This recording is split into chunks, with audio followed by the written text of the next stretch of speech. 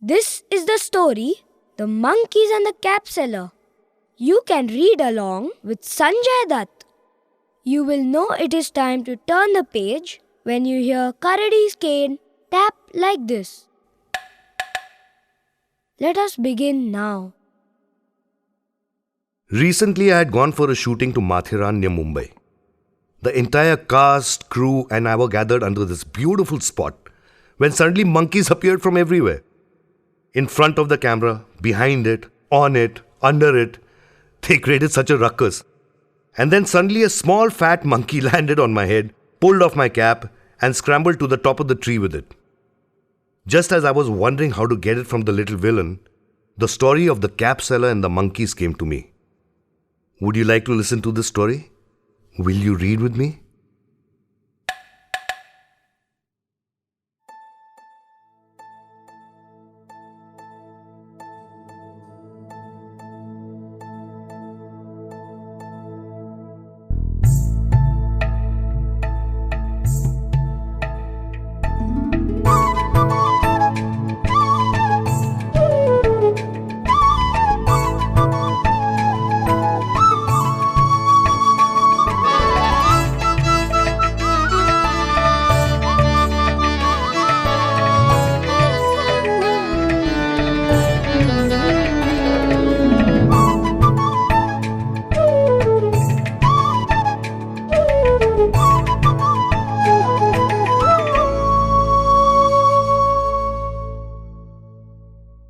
Once, not so long ago, in a small town in India, there lived a cap seller called Taklu. Taklu was not his real name, of course, but he was born bald and stayed bald all his life. So everyone called him Taklu. His brothers, sisters, classmates, friends, the grocer, the teacher and the postman. By the time he was 10 years old, even his mother called him Taklu. And nobody remembered what his real name was.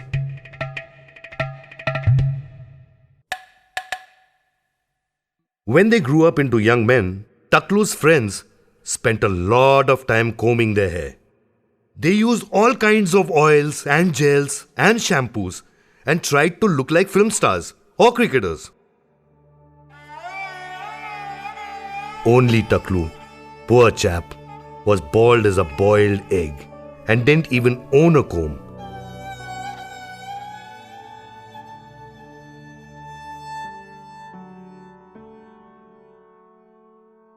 So instead of trying out different hairstyles, he tried out different caps.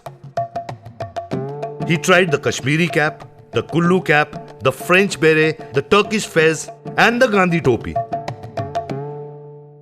Finally, when he had run out of caps to try out, Taklu decided to invent his own.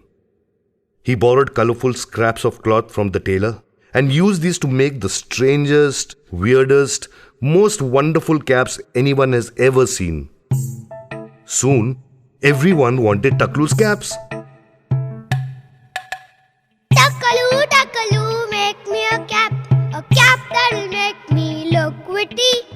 Takalu, Takalu, stitch me a cap that will make me look pretty. Make me look tall, make me look thin, Make me look regal, rich as a king. Takalu, Takalu, Takalu, Takalu.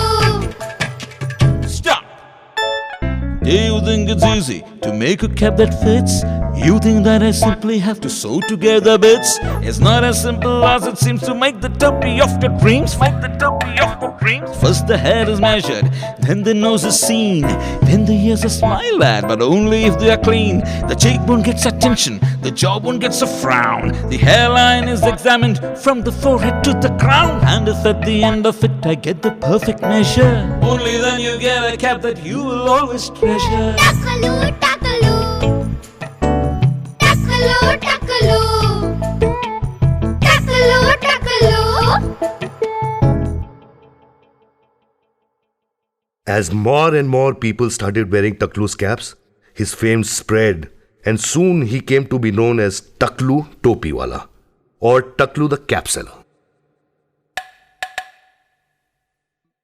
When many years had passed, Taklu felt that his caps deserved to be known in the world beyond his little town.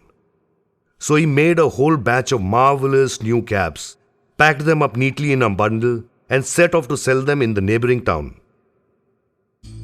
The road to the town led through a dense forest. A gang of monkeys lived in the forest. The gang leader was a vain and a silly monkey called Metro. He was always preening and cleaning himself. The foolish monkeys in his gang praised him, took the lice out of his hair, helped him try out different hairstyles, and slavishly imitated him. "What nice hair you have, Metro! What great big lice, Metro! Great nice lice, Metro!"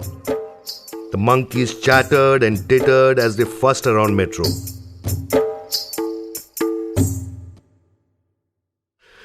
But Metro had a secret. He was going bald. No one talked about it.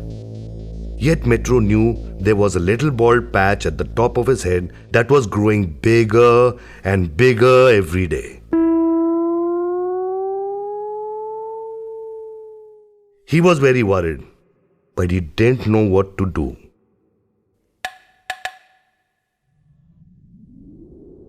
On the day that Taklu set off to seek his fortune, there was a wind blowing from the north, and Metro could feel his bald patch growing cold.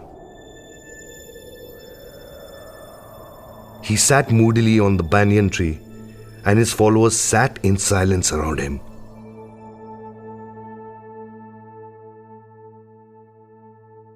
A little while later, Taklu reached the same banyan tree. The shade was cool and green under the tree, and Taklu was hungry. So he put down his bundle and sat down.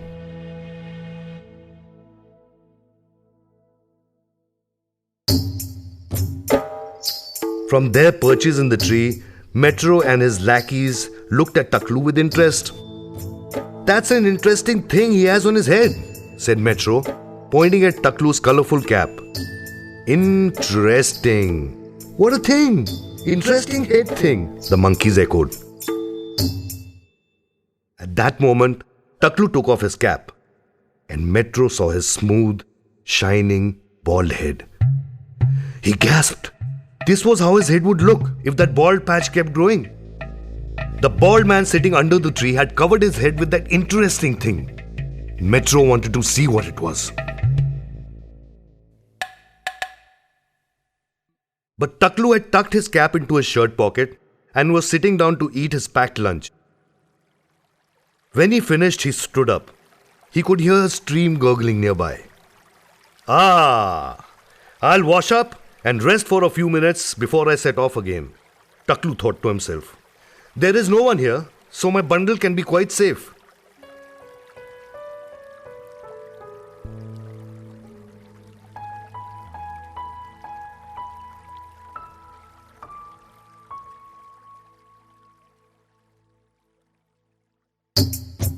As soon as Taklu left, Metro and his gang came scrambling down the tree.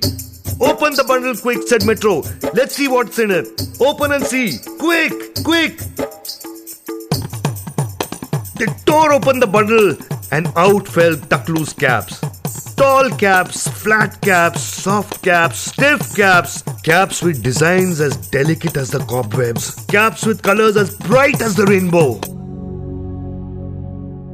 Metro was speechless. Here was the answer to his bald patch. When Taklu returned, he got a terrible shock. His bundle was open and most of his caps were gone. He looked around, but all he could see were bushes. What was he to do now? He was ruined. Suddenly, he heard a chattering in the trees. He looked up, and there sat Metro, wearing one of Taklu's best caps. Around him sat what seemed to Taklu like an army of monkeys, and every one of them was wearing a cap. "Foolish monkeys!" he yelled and shook his fist at them. Metro, he's shaking his fist. What to do? Metro was feeling very comfortable in his cap. his cold, bald patch had thawed, and his gang assured him that he had never looked so handsome.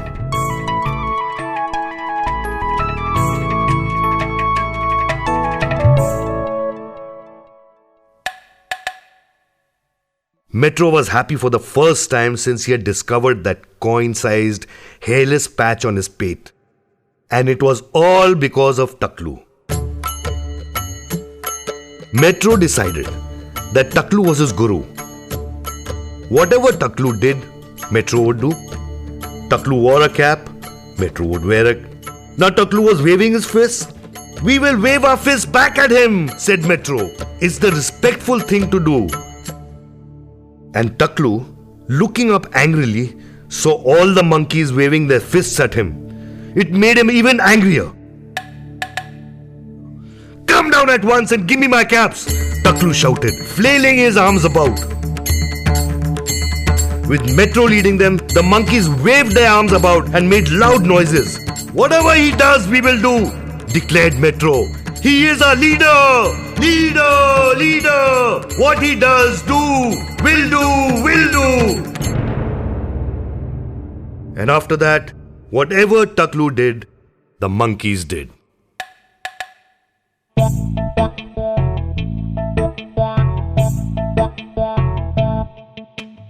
If you lift your arms, so will I.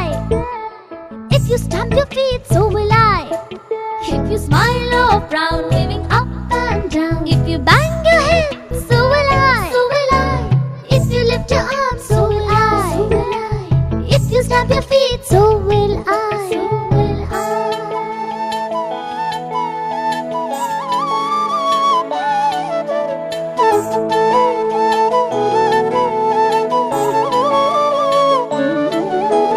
Your cap fits me like a glove. I feel happy like a dove. Oh, bald-headed creature, will you be my teacher? I'll give you all my love. Your cap fits me like a glove. I feel happy like a dove. Oh, bald-headed creature, will you be my teacher? I'll give you all my love. If you hop around, so will I. So will I. If you beat the ground, so will I. So will I. If you snort and puff or sit down in a huff, all this I repeat, oh will I. Oh will I. "Such stupid creatures," muttered Taklu. "They're imitating me. They're doing whatever I do." And as he said that, a brainwave came from nowhere and struck him right between the eyes. "If they do what I do, I can make them do what I want them to do," he reasoned. First, to try it out. Taklu carefully lifted his cap, bowed, and put it back on his head. Metro and the monkeys lifted their caps, bowed, and put them back on their heads. Then Taklu, his heart pounding, picked up his cap, held it high, and flung it down hard on the ground. Metro hesitated, but he had decided that Taklu was his leader. So he lifted his cap and threw it down. All the other monkeys lifted their caps and threw them down as well. Taklu ran as quick as lightning, picked up all his caps and put them in his bundle. Before Metro and the monkeys could understand what was happening, he ran away as fast as he could.